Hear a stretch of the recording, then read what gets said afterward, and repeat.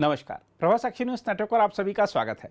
गंभीर आपराधिक आरोपों में गिरफ्तार किए गए और लगातार 30 दिन तक हिरासत में रखे गए प्रधानमंत्री, मुख्यमंत्रियों और मंत्रियों को पद से हटाने के प्रावधान वाले 3 विधेयक आज भारी हंगामे के बीच लोकसभा में पेश किए गए, जिन्हें सदन ने अध्ययन के लिए संसद की संयुक्त समिति को भेजने का फैसला किया।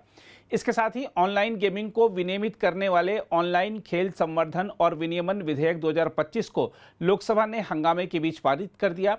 इसके बाद बिहार में मतदाता सूची के विशेष गहन पुनरीक्षण के मुद्दे पर विपक्षी दलों के सदस्यों के हंगामे के कारण लोकसभा की कार्यवाही शाम 5:09 पर गुरुवार सुबह 11 बजे तक के लिए स्थगित कर दी गई।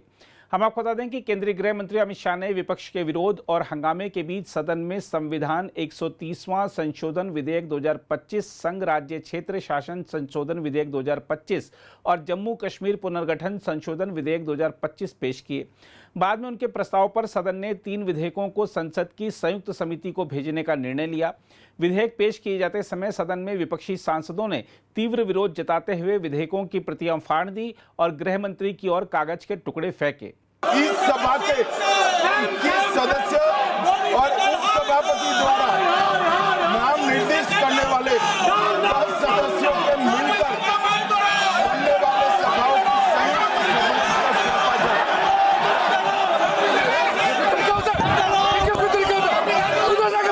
उधर सरकार ने विपक्ष के व्यवहार को लोकतांत्रिक मर्यादा का उल्लंघन बताया। केंद्रीय मंत्री किरण रिजिजू ने सोशल मीडिया प्लेटफॉर्म एक्स पर लिखा, जनता हमें काम करने के लिए भेजती है, क्या विपक्ष हंगामा करने आता है? जो लोकतंत्र का अपमान करेगा उसे देश की जनता माफ नहीं करेगी। सांसदों को जनादेश का अपमान नहीं करना चाहिए बल्कि बहस और चर्चा में भाग लेना चाहिए। हम आपको बता दें कि विधेयकों के उद्देश्यों और कारणों में कहा गया है कि कोई मंत्री जो गंभीर दंडनीय अपराधों के आरोप का सामना कर रहा है उसे गिरफ्तार किया जाता है और हिरासत में रखा जाता है तो वह संवैधानिक नैतिकता के मापदंडों तथा सुशासन के सिद्धांतों को विफल कर सकता है या उनमें बाधा डाल सकता है और अंततः लोगों द्वारा उसमें जताए गए विश्वास को कम कर सकता है। इसके अनुसार ऐसे मंत्री को हटाए जाने के लिए संविधान के अधीन कोई उपबंध नहीं है जो गंभीर दंडनीय आरोपों के तहत गिरफ्तार किया जाता है।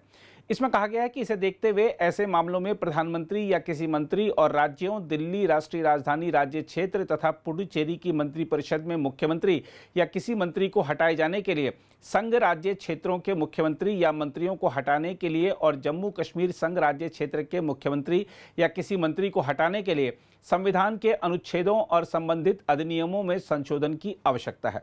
संविधान 130वां संशोधन विधेयक 2025 के मसौदे के अनुसार यदि किसी मंत्री को पद पर रहते हुए 5 वर्ष या उससे अधिक की अवधि के कारावास वाले किसी दंडनीय अपराध के आरोप में लगातार 30 दिन की अवधि के लिए गिरफ्तार किया जाता है और हिरासत में रखा जाता है तो उसे 31वें दिन तक प्रधानमंत्री की सलाह पर राष्ट्रपति द्वारा पद से हटा दिया जाएगा।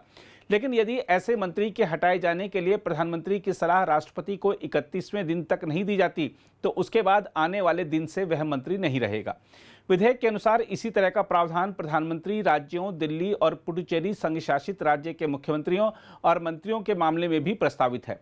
इसी तरह केंद्र शासित प्रदेशों के मामले में संघ राज्य क्षेत्र शासन अधिनियम 1963 का संशोधन करने के लिए संघ राज्य क्षेत्र शासन संशोधन विधेयक 2025 और जम्मू कश्मीर केंद्र शासित प्रदेश के संदर्भ में जम्मू कश्मीर पुनर्गठन अधिनियम 2019 का और संशोधन करने के लिए जम्मू कश्मीर पुनर्गठन संशोधन विधेयक 2025 पेश किए गए।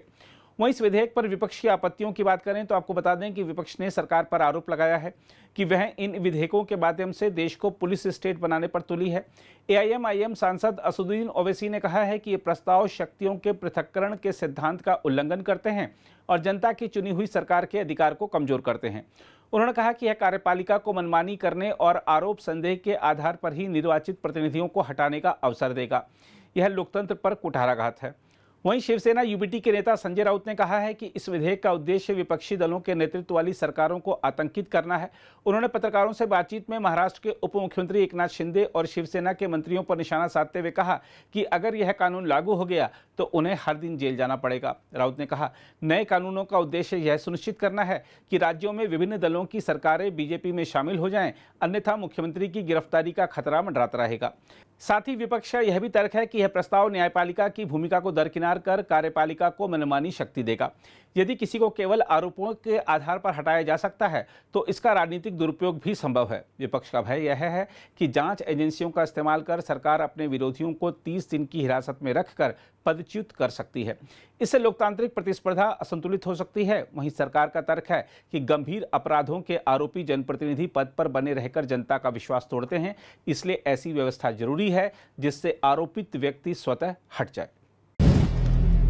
अगर आप भी लेना चाहते हैं देश दुनिया की तमाम जानकारी तो आज ही सब्सक्राइब करें हमारे चैनल को। साथ ही नीचे दिए बेल आइकन को जरूर दबाएं ताकि हर अपडेट आप तक पहुंच सके।